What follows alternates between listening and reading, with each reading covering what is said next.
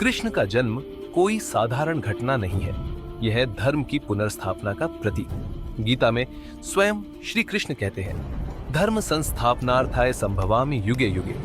कृष्ण का जन्म उस समय हुआ जब अधर्म और अत्याचार चरम पर था। यह दर्शाता है कि जब भी अन्याय बढ़ता है तब धर्म का पुनर्जागरण होता है। दार्शनिक दृष्टि से यह संदेश देता है कि अन्याय और अंधकार का अंत निश्चित है। कृष्ण का जन्म कारागार में हुआ, जो अज्ञान, बंधन और भय का प्रतीक है। जन्म के साथ ही उनके बंधन अपने आप टूट गए। ये संकेत है कि ज्ञान और दिव्यता आने पर जीव के बंधन, अज्ञान, मोह और भय समाप्त हो जाते हैं। उनका जन्म आधी रात को हुआ, जो जीवन में अज्ञान और भ्रम की गहन रात्रि का संकेत है।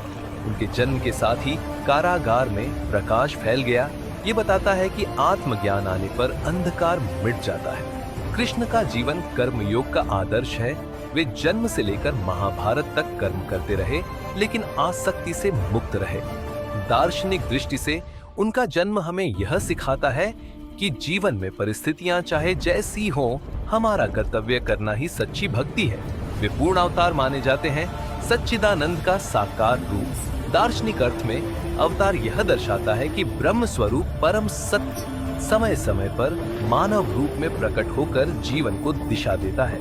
कृष्ण केवल युद्ध नीति और धर्म संस्थापक ही नहीं, बल्कि प्रेम, कला और संगीत के प्रतीक भी है। ये संदेश देता है कि जीवन में संघर्ष और सौंदर्य दोनों का संतुलन आवश्यक है। आपको श्री कृष्ण जन्मोत्सव की हार्दिक शुभकामनाएं।